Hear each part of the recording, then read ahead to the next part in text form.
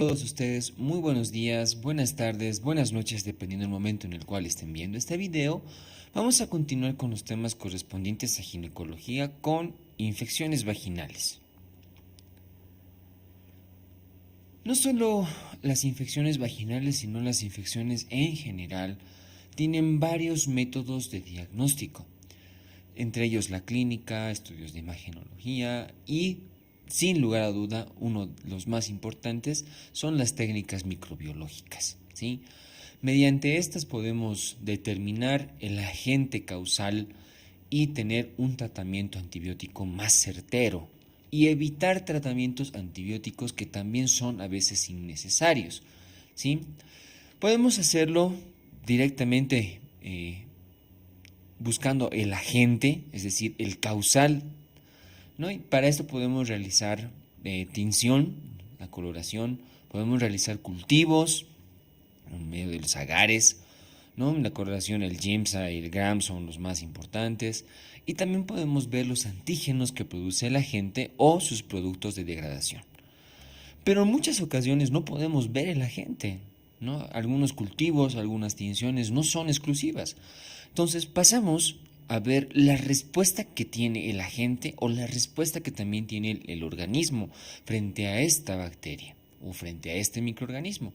También se puede realizar mediante microscopía, mediante los cultivos, los antígenos que sea por aglutinación, ver los anticuerpos que está teniendo el organismo, pero es sin lugar a duda uno de los más importantes actualmente los marcadores biomoleculares, ¿no? Dentro de ellos el PCR en tiempo real es el más importante, es la forma como podemos ver la probabilidad del microorganismo para poder tener un tratamiento adecuado.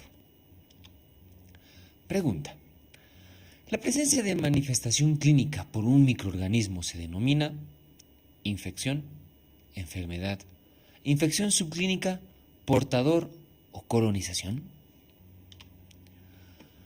Bueno, tenemos que tener en cuenta que las infecciones vaginales pueden tener dos perspectivas a la larga.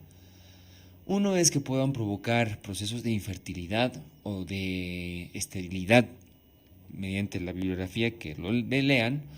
Y y los agentes que pueden provocar esto son las enfermedades pélvicas inflamatorias, tuberculosis, endometritis, infecciones puerperales o infecciones posaborto.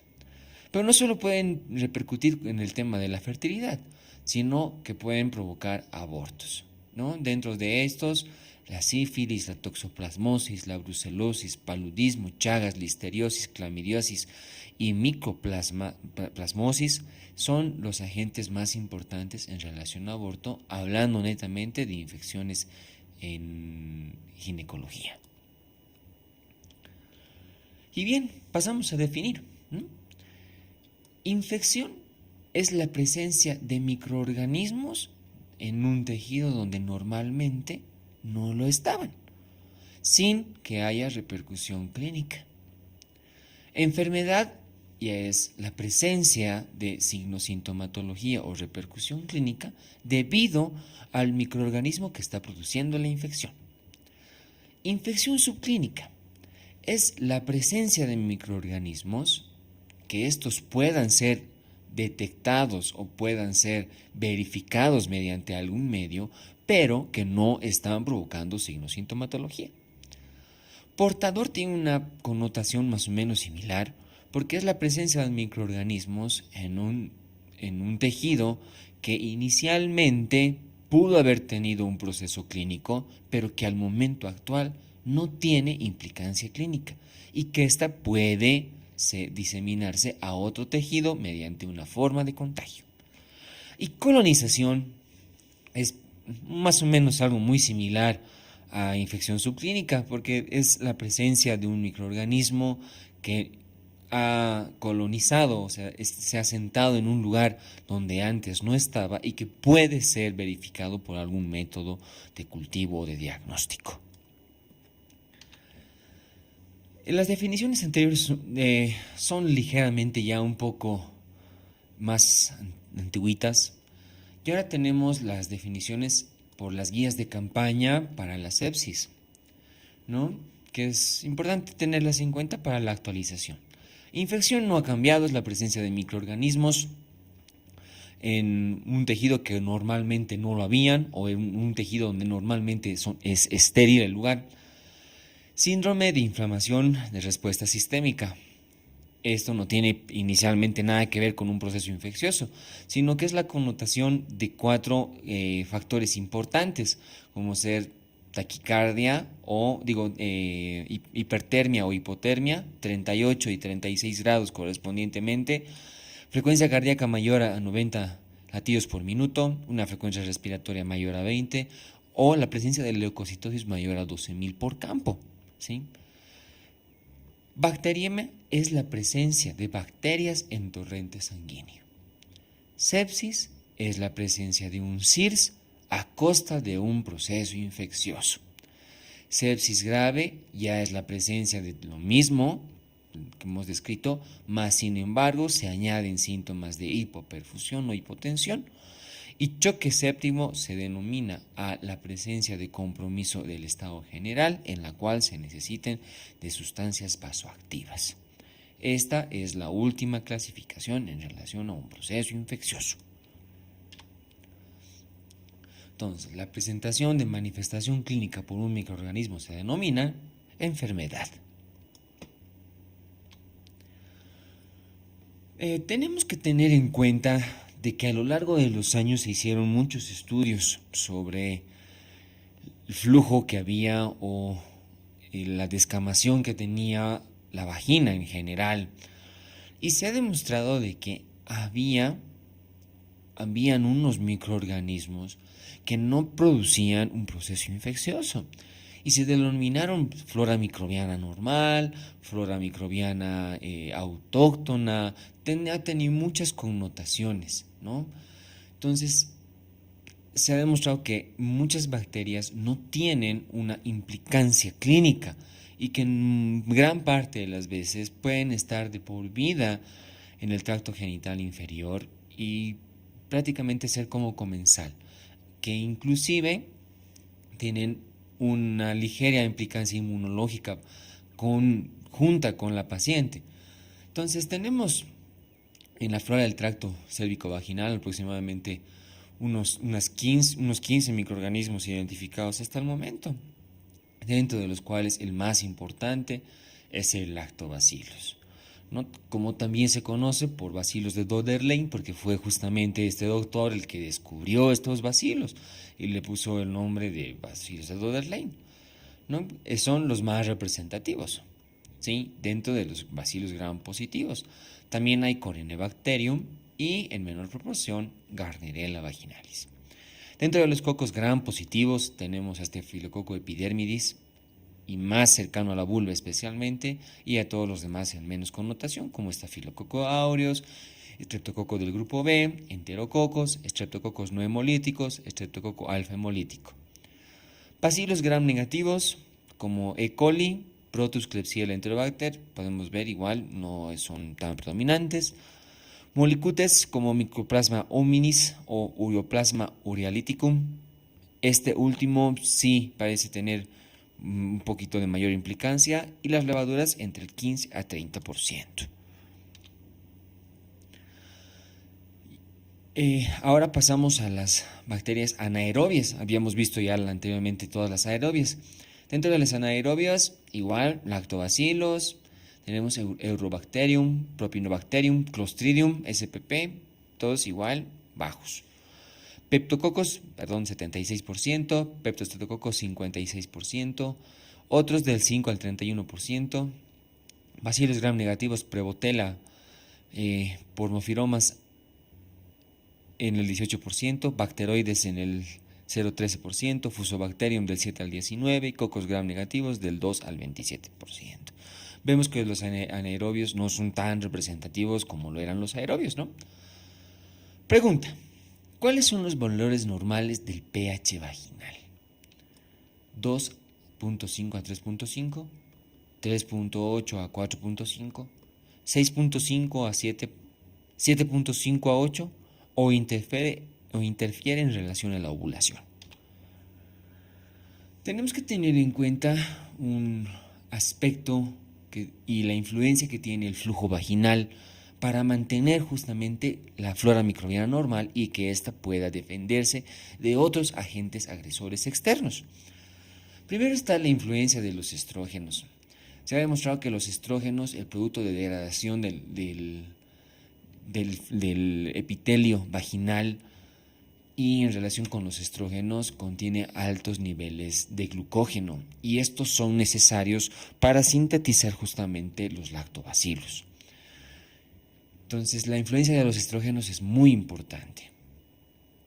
La influencia externa igual es bastante importante, el hecho de que a lo largo de la vida hayan procesos infecciosos, cuerpos extraños, es importante para realizar una memoria en la inmunización de la paciente, ¿no? Lo mismo en relación con los microorganismos.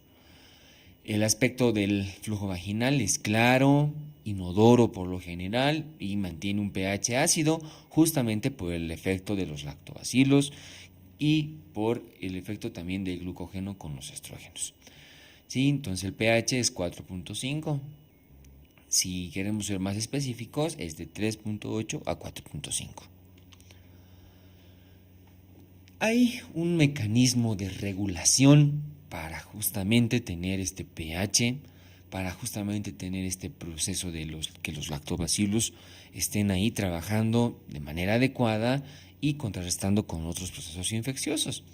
El primero es la acidogénesis. Como ya habíamos visto, por el efecto estrogénico, el glucógeno es muy aprovechado por el epitelio para que se formen lactobacilos y estos puedan tener un adecuado trabajo. También está el agua oxigenada. Se ha demostrado de que puede ser producto de degradación de los mismos lactobacilos o de otras bacterias comensales que interfieran en la producción de agua oxigenada y esto interfiere en la defensa en bacterias productoras especialmente de catalasa. Las bacterias que hayan en epitelio vaginal son importantes y las inmunoglobulinas. La más importante, la A. Se ha demostrado que la hemoglobina A es predominante en el flujo vaginal, en la mucosa vaginal. También la M y la G están correspondientemente. También tenemos variedades fisiológicas por la edad. No es que desde un principio hasta el final de la vida esto se mantiene de esta forma. En el periodo perinatal, por el efecto estrogénico que le pasa a la mamá al recién nacido, o también por el paso del parto en muy cercana relación de la flora microbiana vaginal es transferida a la recién nacida, es muy frecuente encontrar unos niveles de pH ácidos, una flora microbiana muy similar al que tiene su mamá.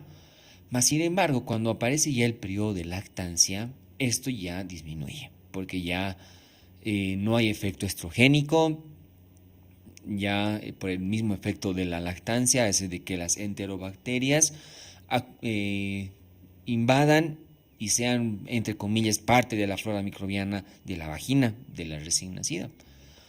En la menarca ya se produce un ascenso brusco de los estrógenos y esto puede influir a que ya empiecen a participar los lactobacilos en la mucosa vaginal. En la edad reproductiva ya habíamos detallado con anterioridad. Y en la posmenopausia vuelven a caer los estrógenos y nuevamente son enterobacterias y especialmente bacterias gram, tanto positivas como negativas, las que empiezan a colonizar el tracto genital. También tenemos variedades fisiológicas. En la menstruación, unos días antes, el pH ligeramente tiende a alcalinizarse y persiste alcalino durante el periodo del sangrado para nuevamente volverse ácido. En el embarazo proliferan considerablemente los lactobacilos, hasta aproximadamente un 97%. Eso explica la defensa, además que haya contra agentes agresores. En relación a uso de tampones y toallas, se ha demostrado de que las pacientes que usan tampones son más propensas a tener enfermedades como estafilococo epidermidis, y las pacientes que tienen uso de toallas femeninas son más propensas a tener enterobacterias, ¿no?, como colonización. La relación sexual evidentemente es uno de los principales factores como para que haya una variedad en la flora microbiana normal. Esto es porque el semen tiene una característica alcalina, llena de zinc, llena de otros sustratos amorfos en relación al pH vaginal, en relación a la mucosa vaginal. Y esto evidentemente puede alterar ligeramente, no solo por el hecho del semen, sino por el mismo hecho del trauma sexual que implica la penetración. El dispositivo intrauterino, los hilos de la T de cobre pueden influir un cuerpo extraño en el pH vaginal y este puede exacerbarse. Los diafragmas, y especialmente los que tienen espermicidas, pueden alterar considerablemente la presencia de la flora microbiana normal del lugar. Pregunta: ¿cuáles son los valores normales del pH vaginal? Pues ya hemos visto que es ácido, ¿no? Entre 3.8 a 4.5. Clasificación de la flora vaginal. Esto es en relación a la funcionalidad. Se ha visto que hay una flora microbiana que es permanente, es decir, que está todo el tiempo en mucosa vaginal. Una flora microbiana esporádica, que quiere decir que en distintos momentos del ciclo menstrual se exacerban, luego bajan, se exacerban y luego bajan. Sí, pero es que están ahí. Mientras que intermitente es la presencia de una flora que está y luego no está. Puede estar un tiempo y luego nuevamente vuelve a aparecer y luego vuelve a desaparecer. Tener en cuenta además que la flora uretral y cervical comparte gran similitud con toda la flora microbiana normal de la vagina. En relación a la flora uretral, esta se puede alterar más con las relaciones sexuales y los procesos cervicales tienen una diferente connotación en relación a la edad reproductiva de las mujeres. Y esto es por la presencia del virus del papiloma humano que tiene su acápite correspondiente. Respecto a la localización de los patógenos, podemos ver que tanto la vagina como el cervix no comparten los mismos microorganismos. En vagina hay la presencia de Cándida, Tricomona, el complejo GAM, Streptococcus agalactiae y Haemophilus influenza. En relación al cuello uterino hay más Neisseria, Clamidia, Mycoplasma aureoplasma y Listeria monocytogenes. Bien, pasamos ahora a las infecciones que son netamente solo del área vaginal, puesto que la clasificación macro en relación a infecciones vaginales es una que es endógena y una exógena. Y vamos a pasar a las endógenas, que son las propiamente dichas, porque las exógenas son parte de las infecciones de transmisión sexual. Y empezamos con esta bacteria, que es la cándida, ¿no? La patología es candidiasis vaginal. Se trata de un microorganismo comensal dimórfico. Puede estar presente en diferentes etapas de la vida, inclusive en el periodo de premenarca puede haber la presencia de este microorganismo sin que interfiera alguna implicancia clínica, que es solamente parte del proceso de evolución de la mujer. Mas, sin embargo, en ciertos factores predisponentes como el embarazo, la toma de anticonceptivos, diabetes, inmunosupresión o antibióticos pueden exacerbarse y provocar un proceso infeccioso, ¿no? Los representantes son Candida albicans, Candida glabrata, Candida krusei, tropicales y subtropicales. Cabe recalcar que el más importante y el que se presenta por lo general es albicans y tiene buena implicancia en relación al tratamiento. Mas, sin embargo, cuando se tiene un proceso recidivante es bueno hacer un cultivo porque justamente la Candida krusei es la que puede presentar mayores índices de resistencia para los antimicrobianos. ¿Qué síntomas nos puede haber cuando hay candidiasis vaginal? La presencia de prurito, vulvodina, dispareunia y síntomas urinarios. Y en relación a los signos, es muy típico la presencia de un flujo como leche cortada, presencia de eritema, de edema, descamación y la presencia de úlceras, que las úlceras no son por un efecto en sí por la cándida, sino porque el prurito provoca que las pacientes se piquen, se rasquen, ¿no? Entonces esto puede provocar unas úlceras. El método de diagnóstico más importante es la microscopía, en la cual se puede identificar las hifas, que son estas líneas, ¿no? O blastóporos de cándida, ¿no? ¿Cuál es el tratamiento de elección? Es en relación a los imidazoles, como ser el clotrimazol, miconazol, ketoconazol, oxinazol y tioconazol. Pasamos también a la vaginosis bacteriana, donde es un complejo que producen los siguientes microorganismos: Gardnerella vaginalis, anaerobios, mobiluncus y micoplasma. Esta es la infección vaginal más frecuente que hay. De todas, representa aparentemente un 70% de las consultas en ginecología, y que pues tiene dos formas de patogénesis. Uno está en relación a los factores hormonales, ¿no? Se ha demostrado que que antes de la menarca y después de la menopausia no es tan frecuente como lo es en la edad reproductiva. Y el hecho de la participación estrogénica tendría una implicancia importante, no exclusiva, pero importante. Y evidentemente las modificaciones del pH vaginal son importantes para que pueda producirse esta situación. Hay ligeras connotaciones que hay que tener muy en cuenta con la presencia de vaginosis bacteriana, ¿no? Porque en el periodo de embarazo puede provocar una amenaza de parto prematuro. Puede no solo amenaza de parto prematuro, sino puede ser un proceso de RPM. Se asocian mucho con enfermedades pélvicas inflamatorias, ¿no? Y esto hace una implicancia en que si de casualidad sospechamos de una enfermedad pélvica inflamatoria es porque hubo una puerta de entrada que pudo haber sido patrocinada por alguno de los microorganismos que provocan la vaginosis bacteriana. Endometritis puerperales en especial, el hecho de que haya habido el antecedente de vaginosis puede ser una puerta de entrada para las endometritis. La presencia de virus del papiloma humano. Cada vez que tengamos una paciente con vaginosis bacteriana será importante realizar un Papa Nicolau para descartar una lesión neoplásica por este virus. Y además también como comparte la flora microbiana con parte de la uretra, se pueden provocar infecciones urinarias recurrentes. Los criterios diagnósticos para hacer vaginosis bacterianas: que el pH sea mayor a 4,5, que responda al test de aminas positivo, que en la microscopía y a la presencia de los clue cells, que el flujo sea grisáceo o a veces amarillento con el típico mal olor. Y el tratamiento de este complejo por lo general va bastante bien con metronidazol, ya sea en óvulos o también como por vía oral. Para reforzar vamos a hacer un casito clínico que dice: paciente de 35 años de edad acude a la consulta externa de ginecología refiriendo que desde hace 3 meses presenta un flujo amarillento fétido cual olor a pescado.